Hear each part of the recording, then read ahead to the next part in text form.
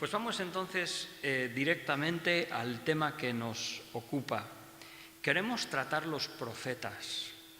Me gustaría leer un versículo que quizás nos resume lo que es el profeta, lo que es la profecía y la necesidad que tenemos de profetas. Proverbios 29, 18, cuando dice: cuando falta la profecía, el pueblo se desenfrena, mas el que guarda la ley es bienaventurado. Sin profecía, el pueblo se desenfrena. La profecía, erróneamente considerada como predicción, la profecía según la Escritura, y siempre ha sido así, es la comunicación del mensaje de Dios al hombre. El mensaje que Dios quería que el hombre escuchase, para que el hombre pudiese decidir qué es lo que hace. Cuando no conocemos la palabra del Señor, es como que casi, hasta en un sentido, si no tuviéramos conciencia, pues no seríamos responsables. Pero si Dios existe, y entendemos por Dios no el Dios de la naturaleza, no el Dios de los principios universales de gravedad, de vida, No. Estamos hablando de un ser personal. Ese es el Dios que creemos. Un ser personal, que como cualquier persona, a menos que Él no te muestre quién es, no lo conoces. Tú puedes encontrar una persona en la calle, la puedes ver y puedes conocer algo acerca de su aspecto. Puedes pensar, pues, si es una persona que cuida de su aspecto o es descuidada, ¿no? Puedes tener alguna noción de quién es, pero no puedes conocer a una persona hasta que no habla. Pues dice la Escritura, a Dios nadie le vio jamás. Entonces, nadie puede hacerse una idea. Es cierto, según Romanos capítulo 1 y versículo 19, dice el apóstol Pablo, lo que de Dios se conoce les es manifiesto, de forma que todos son sin excusa. Hay una verdad acerca de ese Dios personal que sí conocemos, y de hecho es que cuando la Escritura dice que Dios se lo manifestó, la palabra griega ahí habla de que Dios lo puso dentro de su corazón. Y es cierto que el hombre, por nuestra constitución, por la complejidad de nuestra alma, necesita aceptar que existe un Dios que igualmente es un ser inteligente. Aún los científicos como Richard Dawkins o el Hawkins que murió hace poco, tuvieron que decir que la vida vino a este planeta porque la trajeron los extraterrestres. Y dices, menuda tontería. Pero búscalo en internet porque está ahí, está grabado. La entrevista está grabada, los dos grandes defensores del ateísmo, defendiendo que la vida está en este planeta porque la trajeron unos extraterrestres. O sea, nos quieren decir que no existe un principio de un diseñador inteligente, pero luego quieren que creamos que vinieron unos marcianitos y dejaron aquí la semilla de la vida. Por favor. Y luego quieren en fin. Pero entonces hablamos de un Dios personal. Entonces ese Dios personal se ha revelado, no nos ha dejado sin testimonio y ha dejado un testimonio evidente en la naturaleza pero también evidente en las Escrituras. Dices, bueno, ¿y hasta dónde me puedo fiar de las Escrituras? Bueno, podemos dudar de todo, ¿no? Pero no existe en la historia de nuestra civilización, no existe otro documento histórico que se acerque a la Biblia. De modo que, como historiadores seculares han dicho, si rechazamos la Biblia, tenemos que tirar a la basura la gran mayoría de la historia de la humanidad, porque tenemos mucha menos evidencia de los sumerios, egipcios, caldeos, etcétera, etcétera, que no de la Escritura y el pueblo de la Escritura. Y lo que se nos muestra en la Biblia es que es un libro cuya excelencia sobrepasa el tiempo y sobrepasa, digamos, la mente humana. Es prácticamente imposible que a lo largo de 1400 años más o menos, entre 40 y 44 personas de diferentes culturas, niveles sociales, inteligencia, etcétera, etcétera, escriban de un Dios en los mismos términos. Bueno, todo eso he dicho porque sin profecía el pueblo se desenfrena. El Antiguo Testamento,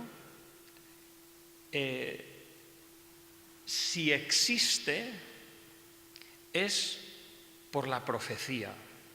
¿Por qué? Y profecía, otra vez digo, no estamos hablando de predicciones, estamos hablando de la comunicación de la palabra de Dios al hombre. En el Antiguo Testamento, si un libro está en la Escritura, es porque nos vino a través de los profetas. Moisés era un profeta que veía a Dios cara a cara y no hubo otro hombre como él que pudiera hablar con Dios como el que habla con su amigo. Es como nos lo describe la Escritura. Pero era profeta. Si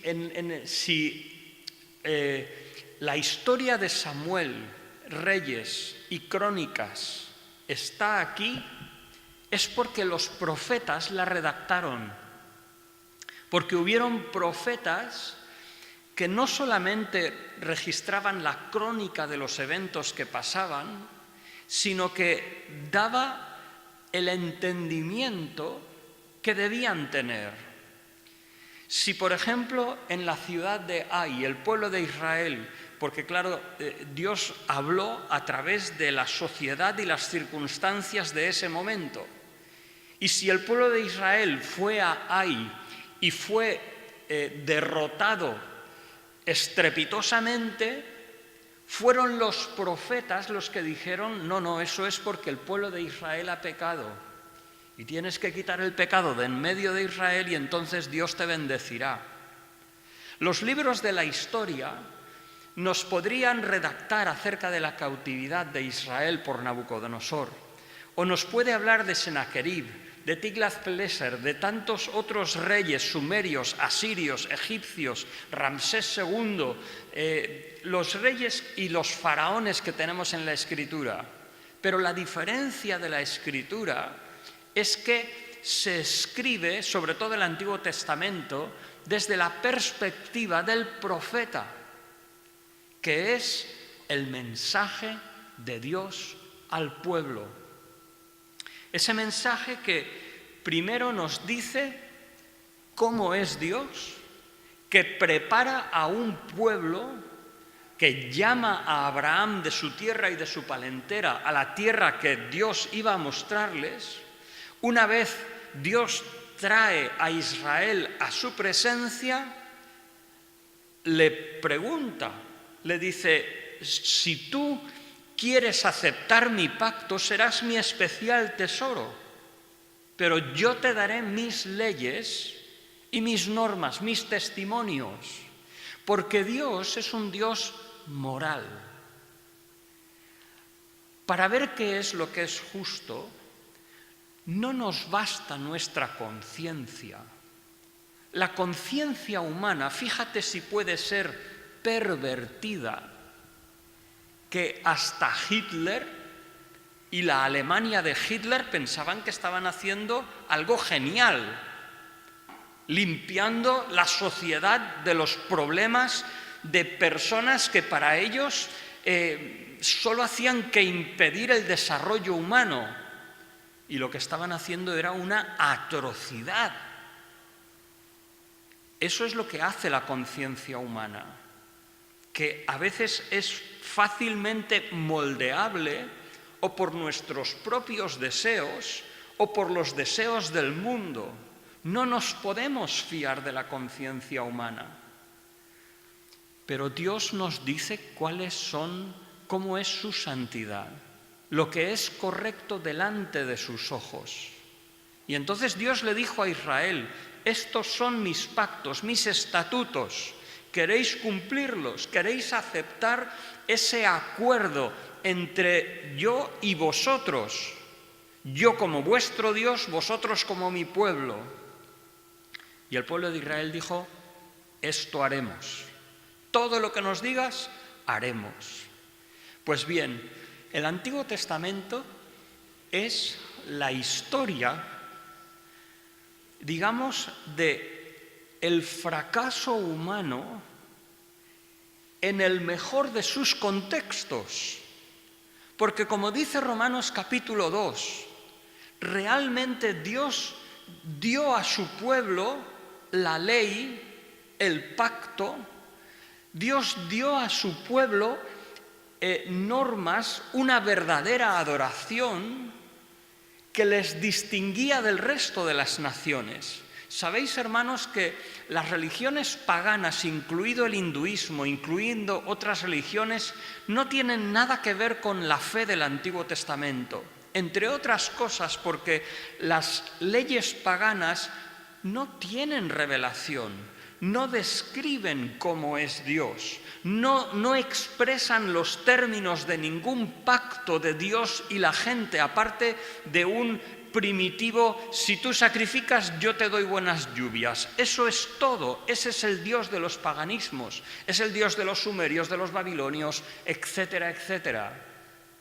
Pero el Dios de la Escritura es un Dios rico en contenido, de tal forma que para cuando llega el Nuevo Testamento y los judíos se han dispersado por el mundo conocido y tenían sus sinagogas, había un número de personas que, aunque no se hacían prosélitos, pero les encantaba el Dios de los hebreos.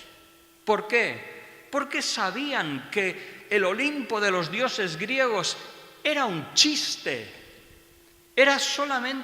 estaba tan ligado siempre a la corrupción, era caricaturas de cualquier idea de Dios. Que el emperador fuera designado Dios, que el imperio fuera designado Dios, no tenía nada que ver con las virtudes, con la misericordia de Dios, la paciencia, la integridad, la verdad de Dios, la fidelidad, la riqueza de quién es Dios, distingue a la fe de los hebreos de cualquier otra fe. Y el Nuevo Testamento lo que nos muestra es esa voz de Dios, esa voz profética. Entonces, dejadme ir a mis apuntes, que hasta ahora no hemos entrado en los apuntes. A veces me lío, pero creo que es importante entender esta base de que Dios se nos ha comunicado, se nos ha revelado. Y no es: este Dios no sé si se ajusta a mis necesidades. ¿Perdona? Es como si tú fueras a buscar un trabajo y tú llegas al trabajo, no tienes ni un duro, dependes de ese trabajo y tú le dices al jefe, bueno, a ver qué me vas a decir porque según lo que, pues no se ajusta a mis necesidades. Y el jefe te dice, o trabajas a mis términos o camino y manta, o no. Entonces, Dios es igual, Dios es un ser con su propio intelecto, su propia razón, su propio sentir de lo que está correcto y no, sus propias emociones, su propia voluntad. Y nosotros podemos pensar lo que queramos, pero Él tiene su voluntad. Entonces, lo mejor que podemos hacer es escuchar su voz. Así que, como decimos, el Antiguo Testamento podríamos decir que es la voz de los profetas. La voz de los profetas primero por boca de Moisés. Ese es el Pentateuco. El Antiguo Testamento, según los hebreos, tenía 3 divisiones: la ley, los profetas y los salmos o escritos. La ley vino por Moisés, que es el profeta por excelencia. Los profetas vienen de los profetas anteriores, desde Samuel hasta los profetas que tenemos en la Escritura, Isaías, Jeremías, Daniel, Ezequiel, etcétera, que esos son los profetas posteriores. Y luego los escritos o los salmos, que son escrituras proféticas, pero escritas por personas que no tenían el oficio de profeta, como son el rey David, que dice Hechos capítulo 2, el Espíritu Santo habló por boca de David diciendo, ¿por qué? Porque hablaba por el Espíritu Santo, hablaba profecía, pero el rey David no es un profeta. Y lo mismo podemos decir de Salomón en Proverbios, Cantares, Eclesiastés. Lo mismo podemos decir de Job. Esos son los escritos. Lo mismo podemos decir de Daniel, que aunque nosotros lo tenemos por profeta, pero en realidad él es un gobernador. No funcionaba como un profeta al uso, como podría ser Isaías, Jeremías o eso, sino que fue un gobernador en Babilonia a quien Dios dio la revelación como profeta. Entonces, en el Antiguo Testamento lo que tenemos es esa voz de Dios a través de esas diferentes personas, cuyo contenido de lo que decían era el mensaje de Dios. Lo que pasa es que, claro, el mensaje de Dios al hombre que tenemos aquí en los profetas, ¿cuál era? Era arrepentíos, porque si no, el Señor traerá juicio. Y entonces, como Dios empezó a castigar a su pueblo, el profeta lo que hacía era decir al pueblo, Dios va a hacer esto, esto y esto, pero en un futuro, por su misericordia, restaurará a Israel. Y por eso entramos en la predicción, y por eso el erróneo concepto de que profecía es solamente predecir, pero eso no es verdad, sino que profecía es comunicar la revelación de Dios. Bueno, pues me he comido bien 20 minutos. Voy a intentar explicaros algunos conceptos que nos ayuden a entender más la figura de este hombre, el profeta. Y también, cuando a veces hablamos de la voz profética de la Iglesia o cuando hablamos del don de profecía, que seamos conscientes de que esto es lo que estamos hablando. El don de profecía no es anunciar cosas futuras, podría ser parte de, pero no, el don de profecía es como siempre lo ha sido, no ha habido ningún cambio. El don de profecía o la profecía es la comunicación del mensaje de Dios a las personas que Dios quiere hablar. Bien, esos profetas, a ver, ¿estoy haciendo bien o estoy haciendo mal? ¿Se ha bloqueado o no dice nada?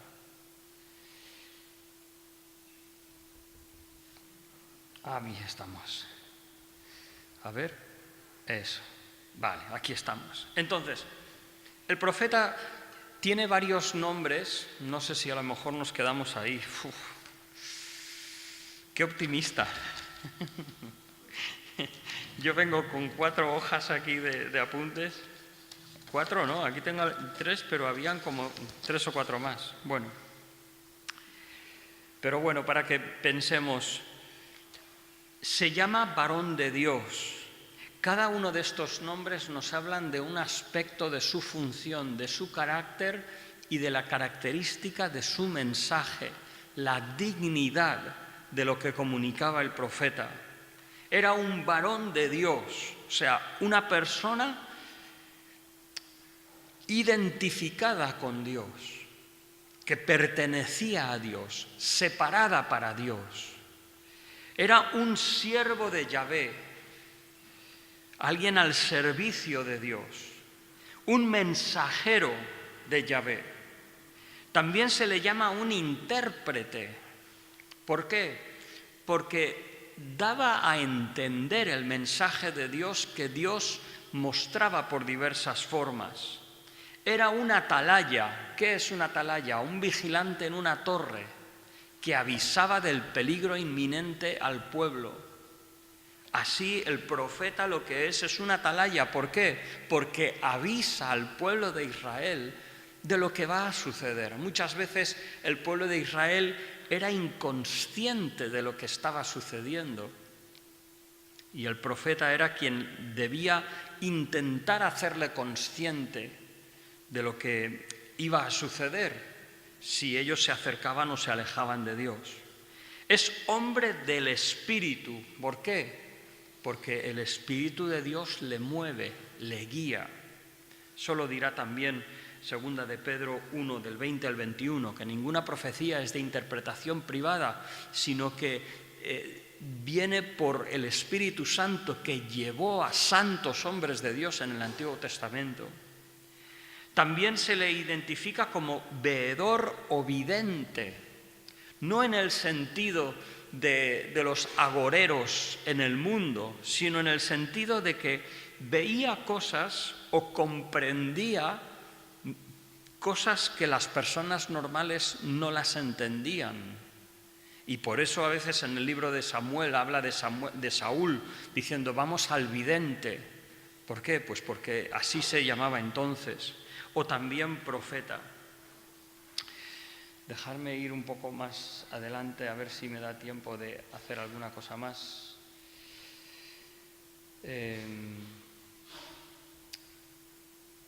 Bueno, vamos a ir directamente porque el año que viene.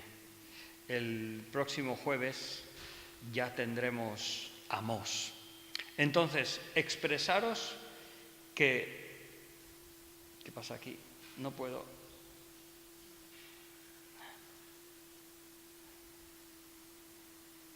Aquí no sé. Bien. Desde Adán hasta Samuel hubieron profetas. Se habla de Enoc, séptimo desde Adán en Judas. Se habla de Noé como pregonero de justicia. Se habla de Abraham como un profeta. Si os acordáis, el Señor dijo a Faraón, dice que él ore por ti porque es profeta. ¿Qué quería decir? Pues que estaba identificado con Dios, que tenía un entendimiento correcto de quién era Dios y una comunicación con Dios, y podía orar a Dios y Dios le oía. Isaac, Jacob y José igualmente profetizaron acerca de sus hijos y su descendencia. Moisés, lo hemos dicho también. Ahora, los profetas más propiamente dichos como lo entendemos nosotros y más claramente, aparte de Moisés, son desde Samuel hasta Malaquías. Durante el tiempo de los jueces dice que la visión escaseaba, pero se toma a Samuel como aquel que vuelve a instaurar y que establece la profecía y las, entre comillas, escuelas de los profetas. A partir de él, en días de David, se habla de Natán y Gad. Se hablan de estos profetas que escribieron crónicas, además de que Natán fue el que reprendió a David por haberse ido con Betsabé, o Gad, que fue quien reprendió a David por censar al pueblo. Pero igualmente en días de Salomón tenemos profetas como Ahías Silonita, Ido, Semeías y a Elías y Eliseo, dos grandes profetas que siempre lo fueron para Israel. Pero después entran, digamos, los profetas. Aquí veis, bueno, y creo que con esto vamos a terminar, no tenemos más tiempo. Aquí, ¿podéis dejarme el puntero, por favor? ¿Podéis traerme el puntero?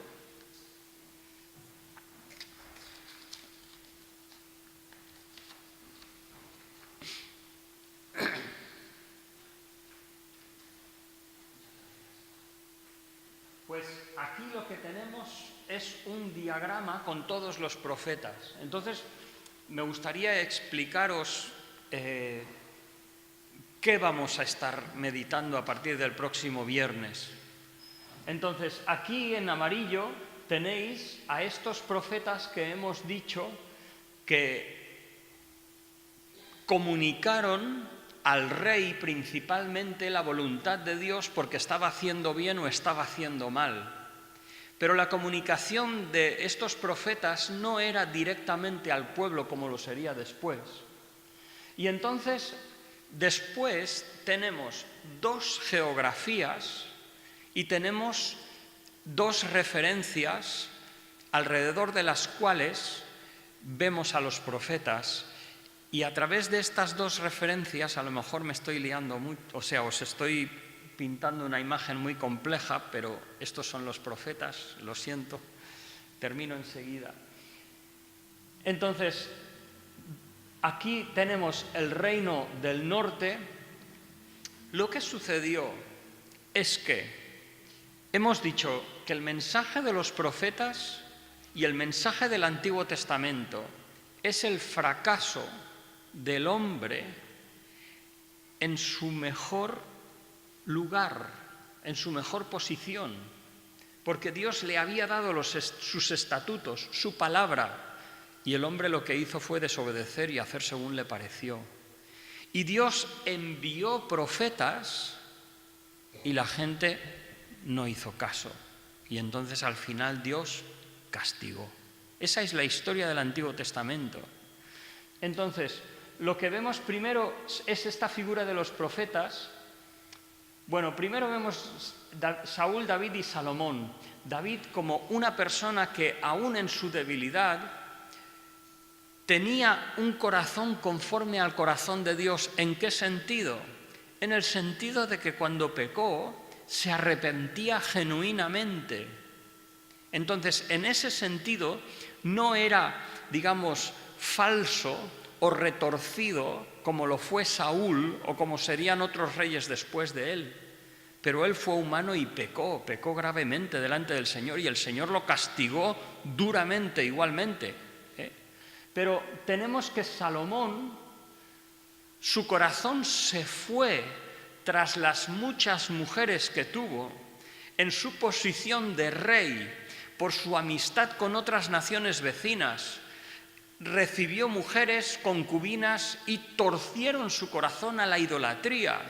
Y de ahí ya comienza el declive y la tierra de Israel se divide en dos. Y está el reino del norte y el reino del sur. En el reino del norte establecen sus propios sacrificios, sus propios sacerdotes. Intentan hacer una religión del Antiguo Testamento a su manera. Y Dios para nada iba a aceptar eso, porque, como hemos dicho de un principio, Dios es quien es, no es como a nosotros nos gustaría que fuese. Nosotros, si queremos conocer a Dios, debemos ir a Él a pedirle cómo Él es y cómo es lo justo y lo que es verdadero. Entonces, en el reino del norte, lo que vemos es que Jonás fue quizás uno de los primeros profetas, y Amós y Oseas. Bueno, pues dejarme decir esto porque ya se nos ha ido el tiempo. Pero fijaos que primero está el siglo IX, o sea, en los años 800 estos dos profetas, Joel y Abdías, y luego tenemos estos de Israel y estos que son de Judá. Entonces, los profetas escritos de la Biblia, llegan principalmente después de Acab en el reino de Israel, un rey que se casó con Jezabel, una mujer impía, y que abiertamente ya no intentó hacer un culto paralelo de Dios, sino que abiertamente se entregó a la idolatría. Y resultó que de su descendencia emparentaron con el reino del sur, de Judá, donde por un tiempo habían tenido, dentro de sus flaquezas y demás, habían tenido una adoración coherente con el Antiguo Testamento. Pero cuando emparentó la descendencia de este rey impío con los reyes de Judá, del sur, del reino de Israel, todo fue un declive hasta que al final el Señor castigó tanto a los reinos del norte como a los reinos del sur. Entonces, el profeta Amós, ¿en qué momento llega? Bueno, aquí tenía yo optimista de mí.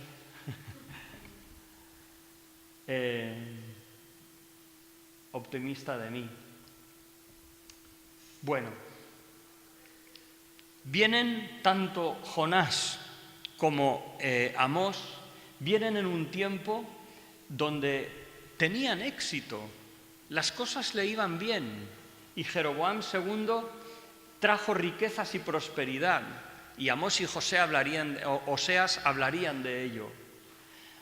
Mientras que las personas pensaban que fíjate lo bien que me va, llega Amós y les dice